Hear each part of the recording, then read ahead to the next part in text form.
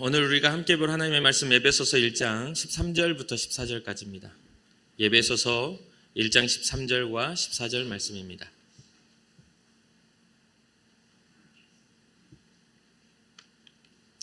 우리 한 목소리를 합독하도록 하겠습니다. 에베소서 1장 13절 14절.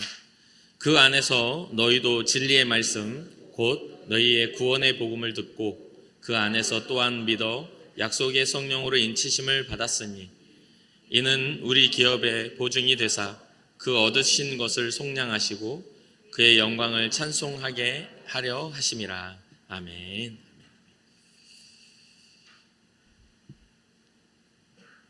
팀 켈러 목사님의 예수를 만나다라는 글에 이러한 글이 써져 있습니다. 진정한 기독교는 결코 기독교가 우리의 삶에 적절하니까 믿으라 혹은 그게 당신 마음에 드니까 믿으라고 말하지 않는다. 기독교는 그 정도로 빠져나가게 놓아두지 않는다. 기독교가 흥미진진하고 실용적이고 삶에 적절하다는 이유 때문에 믿지는 말라. 그것이 진리이기 때문에 믿으라. 만약 진리가 아니라면 결국에는 실용적이지도 않고 적절하지도 않을 테니까 말이다 라는 이런 글이 있습니다. 진리가 아닌 것들에 대해서는 조금 이렇게 그럴싸하지만 그 결과가 오히려 더 악화되거나 나빠지는 경우들이 많이 생겨납니다. 우리가 기독교를 선택하는 데 있어서 이 팀 켈러는 어떤 적절한 삶의 적절함이나 또 마음에 드니까 내 마음에 그럴싸하게 들리니까 그런 정도로 신앙을 결정하지 말라고 이야기해 줍니다. 제가 이제 목회를 하면서 말씀을 전할 때마다 반복되게 이렇게 강조하는 그러한 것들이 있습니다. 그것은 뭐냐면 우리가 진리를 이렇게 알았다고 해가지고 깨달았다고 해가지고 한 번의 어떤 사건에 의해서 그 진리가 완전하게 우리의 삶에 자리 잡지를 않잖아요. 그게 아는 것과 그것이 사라지는 것, 이것의 차이가 분명히 있단 말이죠. 그러다 보니까 항상 강조해가지고 제가 이 목회를 할 때 또 진리를 전할 때 강조하는 것이 뭐냐면 바로 이 뒤에 적혀있는 이 글귀입니다. 뭐죠? 예수님의 사람이 되라. 그리고 모든 삶이 예수님으로 말미암아 예수님으로 인하여 돼야 한다. 그리고 예수 그리스도를 믿는다면 그 삶의 흔적이 남아야 한다는 그런 이야기들을 항상 강조합니다. 이 말은 즉 우리가 믿음의 삶을 사는 것이 그렇게 쉽지 않다는 것을 우리는 잘 알고 있기 때문에 이 본질에서 벗어나지 않으려는 그러한 노력이고 또한 되새김이기도 합니다. 말씀을 전할 때 이게 왜 반복돼야 하냐면 중요한 것은 계속 반복되어져서 다시 되새기지 않으면 자꾸만 본질에서 벗어나서 부수적인 곳으로 다른 어떤 곳으로 넘어가려는 의지가 사람들에게 많이 있기 때문에 그렇습니다.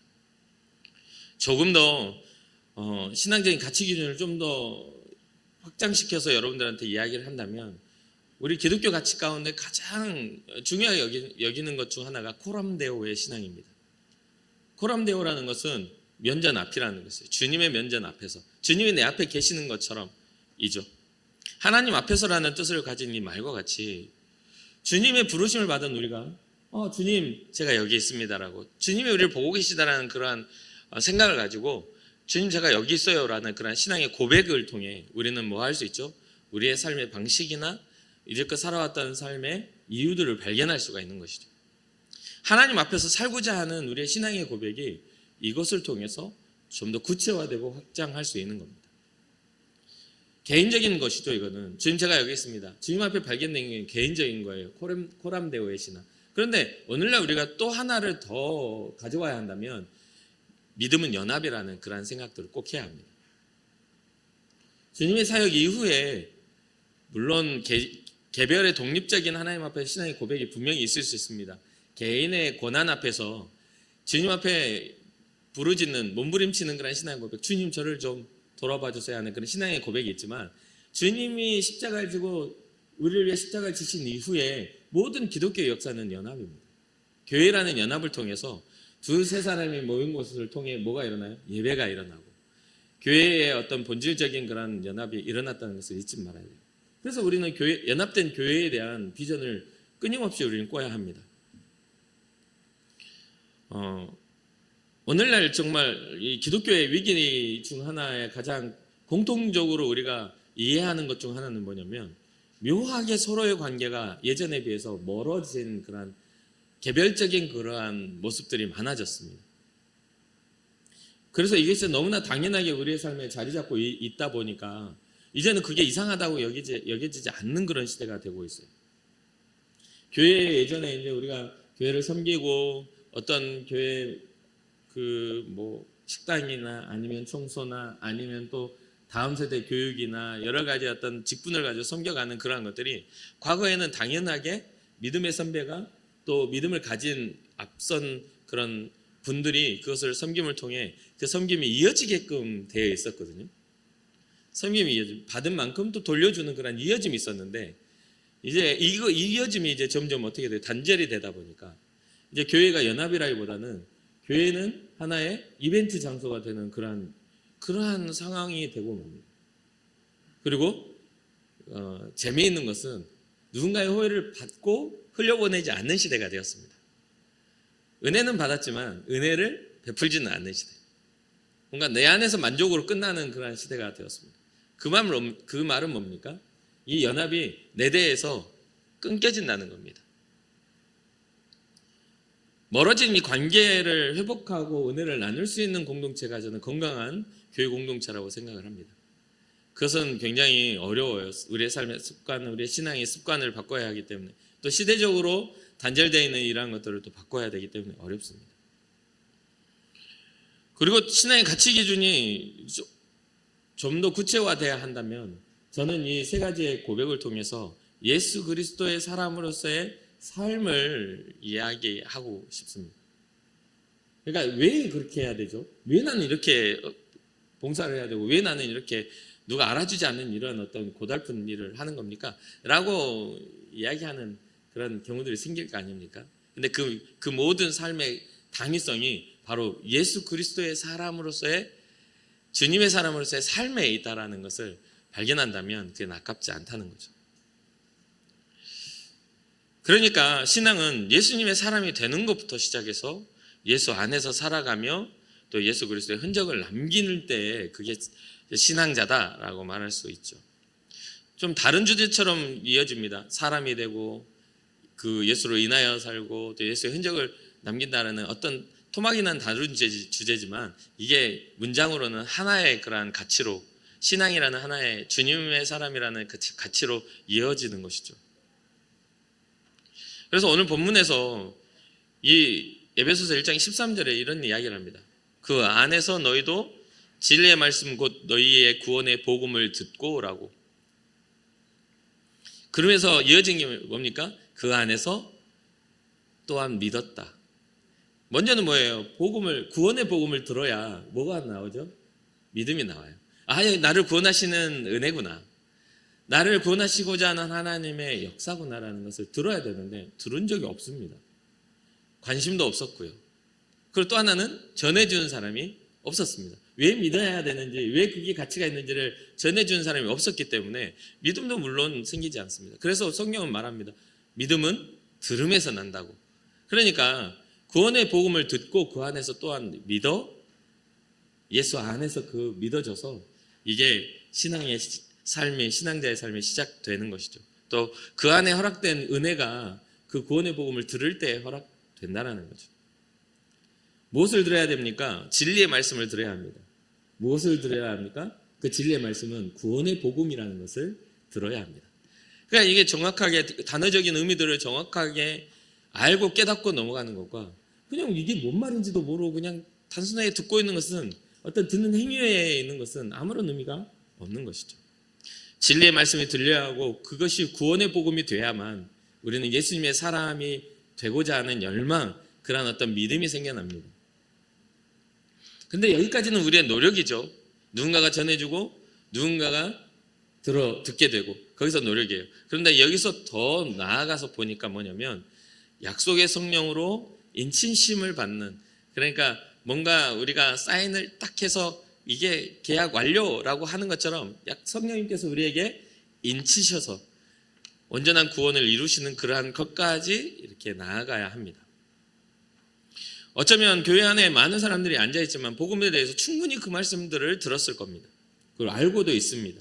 그래서 설교를 듣다 보면 반복되어지는 진리, 예수 그리스도라는 진리는 끊임없이 죽을 때까지 반복될 수밖에 없는 그런 복음이죠. 그런데 그것을 온전히 이해하고 깨닫는 사람들이 많이 없습니다. 예수 그리스도 이름 안에 들어있는 가치가 무엇인지를 그냥 알긴 알지만 이게 중요하다고 이게 깨달아지는 사람이 많이 없어요. 성경은 복음 안에서 살아가는 우리에게 일어난 변화에 대해서 분명하게 이야기합니다. 예수 그리스도의 이름으로 나타난 우리의 변화, 우리는 그 예수님의 이름에 무엇을 발견해야 하는가, 그것에 대해서 분명하게 이야기합니다. 오늘 본문에서는 속량이라는 단어를 씁니다. 속량이라는 단어. 이 속량은 뭐에 대한 것이냐면 죄에 대하여 속량하다라는 뜻입니다. 로마서 3장 24절에 보니까 그리스도 예수 안에 있는 속량으로 말미암아 하나님의 은혜로 값없이 의롭다 하심을 얻은 자 되었느니라. 예수 안에 있는 속량으로 말미암아, 이 예수 안에 있는 속량이 뭐냐면 죄에 대해서 덜어내어지는 거예요. 죄에 대해서 그 대가를 지불하여서 그거에 대해서 죄에 대한 어떤 그러한 모든 것들을 사해주는 그러한 의미를 뜻합니다. 그러면 이 속량의 죄에 대해 사함을 얻었을 때 오는 것이 무엇입니까? 그 죄에 대한 결과가 바뀌는 겁니다. 죄에 대한 결과는 사망인데 죄가 없어지니까, 죄에 대해서 용서를 받으니까 영생으로서의 하나님 앞에서 회복으로서의 그것으로 바뀌는 겁니다. 로마서 6장 23절을 보니까 죄의 싹은 사망이요 하나님의 은사는 그리스도 예수 우리 주 안에 있는 영생이니라 라고 이렇게 이야기를 해주죠. 그러니 더 나아가 지금 단순하게 죄의 결과인 사망에서 벗어나 영생으로서 옮겨졌는데 이것을 좀 더 쉬운 말로 하면 죄로부터 해방된 삶을 의미합니다. 로마서 8장 1절과 2절, 그러므로 이제 그리스도 예수 안에 있는 자에게는 결코 정죄함이 없나니 이는 그리스도 예수 안에 있는 생명의 성령의 법이 죄와 사망의 법에서 너를 해방하였음이라. 여기까지가 우리를 향하신 구원의 복음입니다. 지금 오늘 진리의 말씀 곧 구원의 복음을 여러분들이 지금 들었어요. 그리고 그 안에서 여러분들 마음속에서 이 나의 죄를 해결하시는, 우리의 힘으로는 해결할 수 없는 판단하시는 이가, 우리가 법정에 서면 우리의 죄에 대한 그러한 것들을 판단하는 건 판사나 어떤 그런 판정을 하는 사람이 있지 않습니까? 그러니까 인류의 죄, 사람의 죄를 판단하시는 이가 죄 없다 속량하시는 것으로 말미암아 우리는 구원을 얻게 되는 것인데, 그 죄 없다 속량하시는 방법으로 예수 그리스도의 그 보혈과 복음을 우리에게 주셨다는 것을 말해주고 있는 것입니다. 죄 사함을 통해 우리에게 주어지는 생명이 있기 때문에 이 죄 사함의 선포는 그냥 어디서 예수 안에서만 발견되어지는 것이라고 성경은 이야기해 줍니다. 죄 사함의 은혜는 믿는 우리에게 영원한 생명을 약속해 주십니다. 이것을 우리는 잊지 말아야 하기 때문에 우리의 신앙은 굉장히 중요한, 우리의 인생에 있어서 빼어놓을 수 없는 중요한 가치입니다. 우리의 삶을 살아감에 있어서 이 우리에게 주신 은혜보다 더 중요하게 여겨지는 것들을 많이 바라보고 살아갑니다.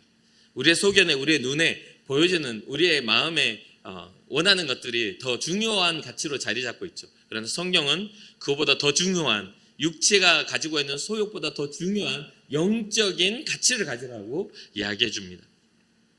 또한 성경은 우리에게 가지고 있는 그러한 죄의 가능성들에 대해서 육신의 정욕과 우리의 눈의 안목의 정욕과 세상을 살아가는 인생의 자랑들이라고 이야기를 하면서 또한 악성과 독한 독성과 죄를 향해 갈 수 있는 죄악성들에 대한 그러한 경고도 하고 있습니다. 그렇게 예수 안에서 진정한 삶을 발견해야만 우리는 제대로 된 삶의 가치와 그 삶의 방향을 얻을 수가 있게 됩니다. 고린도전서 15장 22절 보니까 아담 안에서 모든 사람이 죽은 것 같이 그리스도 안에서 모든 사람이 삶을 얻으리라. 우리는 죽었다고 말할 수 없습니다. 그렇죠?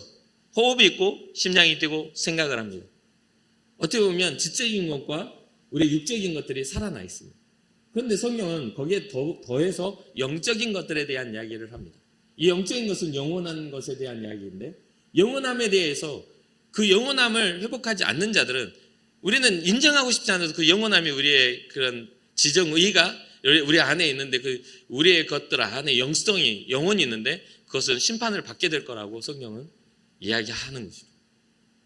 그래서 지금 현재 아담 안에서 죽었다라는 것은 우리 영성이 죽어버린 겁니다. 육체는 있으나 하나님 앞에서 가치가 상실된 상태. 그런데 예수 그리스도 안에서 그 가치가 다시 회복되어져 진짜 삶의 의미를 발견하게 될 것이다.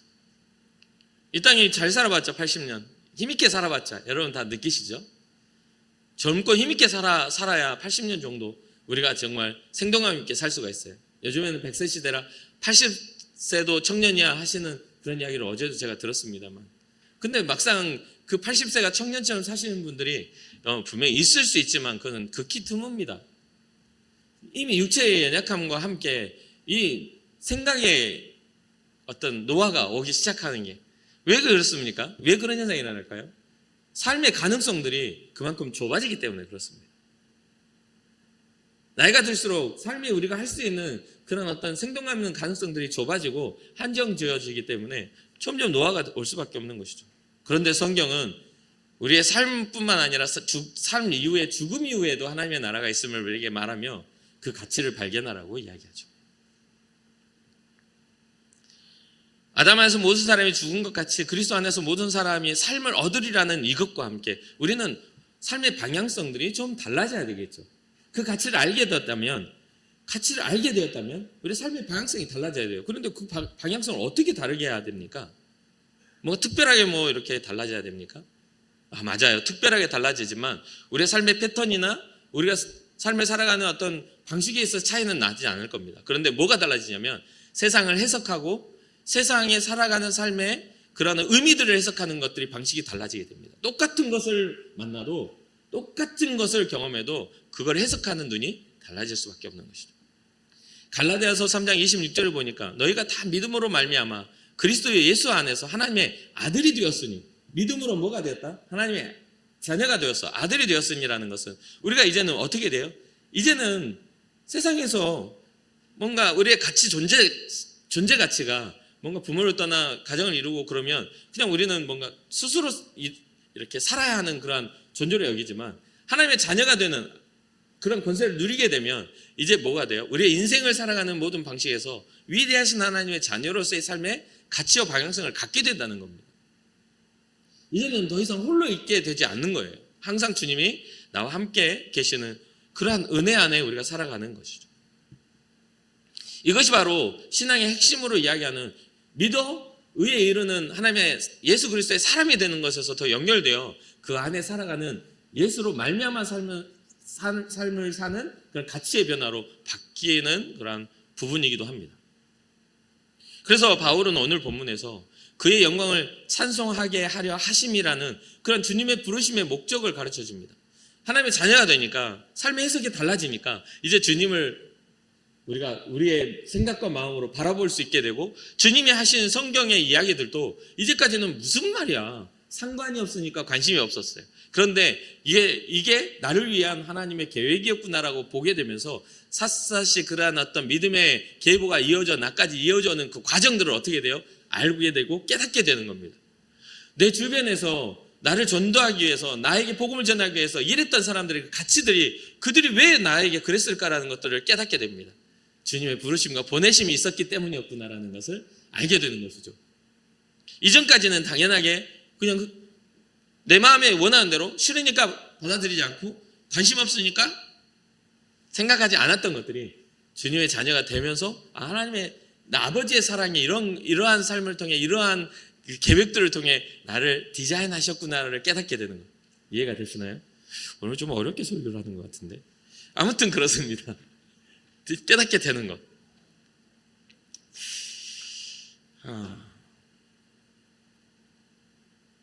믿음이라는 이론을 현실로 만드는 것이 바로 예수 그리스도 안에 살아가는 삶의 모습 속에 있습니다.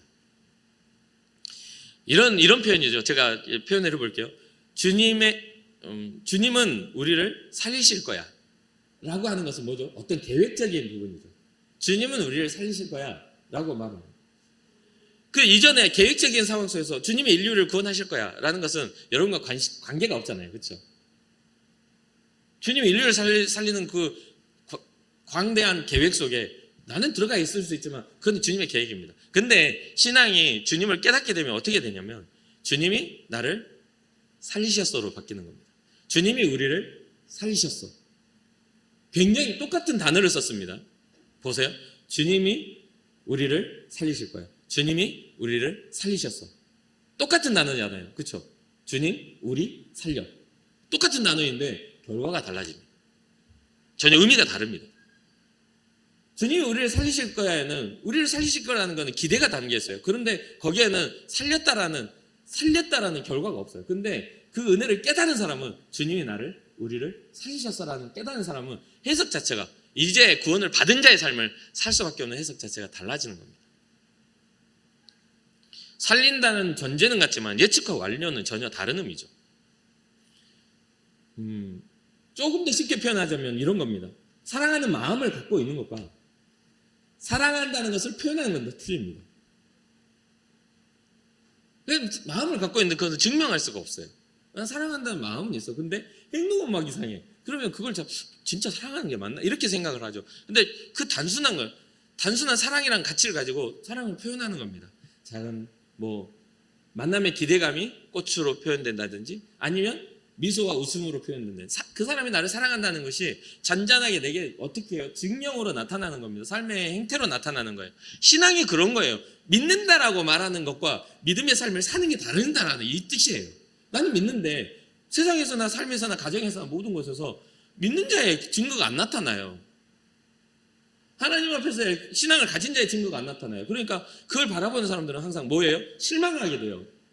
근데 믿는다라고 막 나는 자랑하진 않는데 믿음의 증거들이 삶을 통해 잔잔하게 드러나요. 그러면 실망보다는 기대하게 되고 거기에 대한 만족이 생겨난다는 거죠. 나는 그 사람을 좋아하는 것 같아 라고 하는 것과 나는 그 사람에게 고백했어 라는 것은 전혀 다른 의미지 않습니까? 신앙이란 그렇습니다. 앞의 것은 아직 이론적인 단계라면 뒤의 것은 이론의 실행의 단계라고 볼 수 있겠죠. 시작이긴 하니까. 우리가 예수님의 사람이 되는 것과 예수님의 사람으로 살아가는 것의 그런 진행이라고 좀 봐도 될 것 같습니다. 잘못됐다는 이야기를 하려고 하는 게 아니라 우리의 신앙의 결론이 좀 맺어져야 한다는 생각을 했던 것이죠. 제가 이제 젊었을 때, 지금도 젊지만은 가끔 6살, 7살짜리 애들이 내가 아기 때는 이렇게 이야기하는 애들이 있긴 해요. 그런데 아무튼 결혼을 하고 얼마 지나지 않았을 때 가끔 이제 사람들이 총각처럼 하고 다니지 말라고 저한테 그런 적이 있습니다. 제가 일부러 그렇게 총각처럼 하고 다니려고 한 적은 없어요. 지금도 좀 이렇게 자유로운 복장으로 이렇게 교회에 있습니다만 그때도 이제 젊으니까 그런 말을 들을 수밖에 없는 상황이었습니다. 20대 후반의 젊은 청년의 나이였으니까 그럼 결혼을 해도 아내랑 같이 다니지 않는 이상 아내랑 같이 다녀도 결혼한 커플이라고 보기보다는 그냥 사귀는 커플로 보는 경우가 생길 수 있겠죠. 저를 보는 사람들이 그렇게 느낄 수 있다고 생각합니다. 하지만 다른 사람이 그렇게 느끼는 것과 진짜 총각 행세를 하고 다니는 것은 다른 거잖아요. 그렇지 않습니까? 결혼을 했는데 결혼 안 한 사람처럼 총각 행세를 하는 거야. 그렇게 되는 건 전혀 다른 겁니다. 우리가 예수님의 사람으로 살아가는 것도 그것도 마찬가지라고 생각을 합니다. 예수 믿는 사람인 것처럼 행세를 해서는 안 되는 거잖아요. 아니 예수 믿지 않는 것처럼 세상에 나가서 주님의 사람이 아닌 것처럼 그렇게 하는 사람도 꽤 보게 되거든요. 우리는 어떻게 해야 돼요? 진짜 예수 믿는 사람이 돼야 합니다. 결혼하면 유부남이 되는 것처럼 주님과 연합하여 우리가 신랑 되신 예수님과 연합했다면 신부로서의 교회의 모습을 갖추고 살아가는 게 당연한 거죠. 예수님 안에서 우리가 살아가는 그런 명확한 증거가 있어야 됩니다. 그게 온전히 되었을 때 우리는 하나님의 온전한 찬양을 올려드릴 수 있어요. 우리의 삶에 예수님의 사람다운 삶을 살 때 주님께 영광이 되고 찬양이 되는 것이죠. 그러면 우리는 어떻게 예수 안에 사는 삶의 모습을 나타낼 수 있습니까? 너무 간단하니까 간단하게 말씀드릴게요. 성령의 9가지 열매가 맺어지면 됩니다. 그리스도 예수의 사람들은 정과 욕심을 십자가에 못 박았다라고 해요. 우리의 어떤 인간적인 정과 우리의 마음속에 일어나는 욕망들을 십자가에 못을 박았다. 그 말은 지금 뭐냐면 내 뜻대로 사는 것이 아니라 주님의 뜻대로 살고자 하는 그런 마음이 있다. 그런데 성경은요 우리의 모든 욕망과 우리의 모든 가진 가치를 다 뺏어가려고 하는 게 아닙니다. 우리의 존재를 말살시키고 우리의 그런 존재 가치를 말살시키고 주님의 것을 탁 덮어가지고 뭔가 로봇처럼 살려고 하는 게 아니에요. 주님은 우리를 사랑하셨고 그 사랑의 감격을 가지고 살아가라고 말하는 거죠. 그러면 사랑이 우리 주님과의 사랑을 경험한 사람들의 삶의 행태는 주님이 원하시는 기뻐하시는 그러한 삶의 행태들로 나타날 수밖에 없는데 그게 바로 성령의 9가지 열매입니다. 주님의 사랑을 받았으니 사랑 가진 자가 되었고 그 사랑을 받은 자의 기쁨이 있어야 하고 그리고 주님이 우리의 죄를 용서하시고 주님과 우리의 막힌 담을 허물어 버리시고 화평하게 하셨던 그 화평의 가치를 깨달은 자들이 되었고 주님이 우리를 오래 참고 우리의 죄를 오래 참게 기다리심으로 구원의 일을 이루어 가시는 오래 참음이 우리 가운데에도 있어서 내가 오래 참음 인내를 주님의 인내 가운데 있었으니 누군가를 오래 참아주는 것도 당연한 거. 아까 말씀드렸다시피 우리가 선한 가치를 흘려보내야 되는데 나로부터 딱 끊어버리는 경우들이 생기는데 그렇게 돼서는 안 되는 겁니다. 성령의 9가지 열매는 확장성 있게 누군가에게 또 나 자신에게 뿐만 아니라 누군가에게 영향력을 미쳐요. 자비해야 하고 양선, 극히 선해야 하고 충성 어디에 누군가 보는 것과 상관없이 선한 삶에 충성, 성실함이 있어야 되고 온유가 있어야 되고 절제해야 되는 삶을 살아가게 되는 겁니다. 그러니까 성령의 열매는 하나님의 뜻에 합한 열매라고 볼 수 있어요. 우리가 하나님께 영광과 찬송이 되고자 한다면 구원의 복음을 듣고 진리의 말씀, 구원의 복음을 듣고 믿어 성령의 일치심을 통해 우리가 주님의 기업의 보증, 우리가 유업을 잇는 자가 되었어요. 하나님의 나라를 잇는 자가 되었을 때 그 가치를 가지고 그 가치를 향해 살아가는 그런 모습이죠. 성령의 9가지 열매를 맺으라니까 좀 뭔가 이렇게 좀 이상적인 그런 모습들로 보여집니다. 좀 개인적인 어떤 그런 열매가 되기가 어려워 보여요. 그런데 성경은 좀 더 쉬운 방법으로 우리에게 가르쳐 줍니다. 뭐냐면 항상 기뻐해라. 항상 기뻐해라. 데살로니가 전서 5장에 보면 나와요. 항상 기뻐해라. 그러면서 그 기쁨의 이유를 어디서 찾으냐면 쉬지 말고 기도하는 하나님의 뜻에서 찾아라. 쉬지 말고 기도하라 하니까 기도의 행위를 가르치는 게 아닙니다. 기도는 주님의 뜻을 묻는 거라고 했잖아요. 간구는 나의 소원을 아뢰는 거라고 했고요. 기도는 주님을 향한 물음입니다. 주님 이 길을 걸어가기를 원하십니까? 이 십자가 고난 길을 가기를 원하십니까? 그러면서 간구가 같이 나와요. 이게 무거우니 예수님의 그 십자가 앞에서의 기도, 겟세마네 기도가 이 잔을 내게서 옮겨주십시오 라고 또 기도하십니다. 뭐라고요? 그러나 내 뜻대로 마시고 아버지의 뜻대로 하십시오. 그거 물어야 되는데 우리가 답을 정해놓고 기도를 합니다. 뭔가 결과를 내가 정해놓고 거기에 맞춰요. 그러니까 이건 기도가 아니라 요청이 되는 거죠. 그러니까 주님의 뜻이 무엇인지 먼저 아는 것. 그러니까 우리의 기쁨의 이유가 주님의 그 뜻 안에서 발견되어야 하는 겁니다. 그러면서 뭐라고 하냐면 또 범사에 감사해라. 이것이 그리스도 안에서 너희를 향하신 하나님의 뜻이니라 라고 이야기하는 거죠. 굉장히 간단한 열매 아닙니까? 성경의 9가지 열매에 사랑과 희락과 화평과 자비와 양선과 충성과 온유 이렇게 딱 길게 하지만 우리는 주님 안에서 기뻐하고 주님 안에서 기도하고 주님 안에서 감사하고 이게 주님의 예수 안에서 우리를 향하신 하나님의 뜻이라는 것을 알게 되는 거죠. 말씀을 마무리를 맺겠습니다. 그리스도 안에서 우리가 그 복음을 믿고 구원의 복음을 믿고 성령의 인치심을 받아서 우리는 무엇을 깨닫게 됐냐면 우리가 가진 진정한 생명의 가치를 깨닫게 됩니다. 단순하게 인생에 주어진 그러한 단순한 그런 먹고 사는 문제의 가치가 아니라 하나님의 형상으로서 우리를 부르시고 우리를 구원하시고자 자기의 아들까지도 아낌없이 주신 그 그리스도 예수의 사랑, 그것을 우리가 통해서 우리의 생명의 가치를 깨닫게 됩니다. 나는 참 가치 있는 존재구나라는 걸 깨닫게 되는 거죠. 그래서 우리는 어떻게 되냐면 생명의 가치를 깨닫는 자로서의 삶이 기뻐해야 합니다. 생명의 가치를 안 자로서의 그러한 기도를 해야 합니다. 생명의 가치를 가진 자로서의 감사를 우리는 해야 하는 것이죠. 그러면서 조금 더 그 이후에 뭐라 하냐면 범사에 헤아려 좋은 것을 취하고 악은 어떤 모양이라도 버려라라고 말씀하십니다. 범사에 헤아려 주님의 뜻을 가진 자로서의 그러한 삶, 그 시선을 가지고 범사에 헤아려서 좋은 것을 취하라. 그것은 우리가 좋다라는 것은 우리의 욕망을 따라가는 것이 아니라 우리의 삶의 가치를 깨달은 자로서의 좋은 것을 취하라. 그리고 악의 모양은 버려. 하나님이 기뻐하시지 않는, 하나님이 없는 세상의 방식들은 버려라고 하는 거죠. 사랑하는 성도 여러분, 우리가 가진 어떤 모습이 하나님의 영광을 나타내는 삶이 될 수 있겠습니까? 성경은 구원의 복음을 듣고 믿는 것에서부터 시작한다고 오늘 본문은 이야기해 줍니다. 그 믿음의 확증은 성령의 인치심을 통해 우리에게 확증되어진다는 것을 또한 보여줍니다. 우리의 의지 그것으로 완성되지 않고 성령의 하나님의 의지로 구원은 완성된다. 그러면서 그러한 구원이 완성되어질 때 우리는 하나님을 비로소 뭐라 부를 수 있다? 아버지라 부를 수 있다. 그리고 그 아버지라 부르는 순간 우리는 하나님의 자녀가 됩니다. 그러니 사랑하는 성도 여러분, 우리의 삶을 통해서 하나님의 영광과 찬송이 되게 하고자 하는 자녀의 꿈을 혹시 꿔보지 않으시겠습니까? 하나님의 자녀로서의 삶을, 하루의 삶을 살아가며 하루를 시작하며 오늘도 하나님을 아버지라 부르며 하루를 시작하는 겁니다.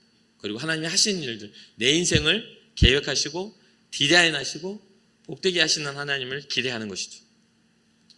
물론 어떤 기대와 어떤 우리의 소망처럼 하루가 다 되지 않는다 할지라도 수많은 믿음의 사람들이 성경을 통해 걸어갔던 그 믿음의 흔적들을 따라 우리는 주님을 향한 실망보다 주님을 향한 기대를 가지고 살아가는 주님의 사람이 되어야 합니다. 그러니 여러분들의 삶 속에 진리의 말씀, 곧 구원의 복음이 들려지길 바라고 또한 그것을 성령께서 인치셔서 확증하시기를 주님의 이름으로 축복합니다.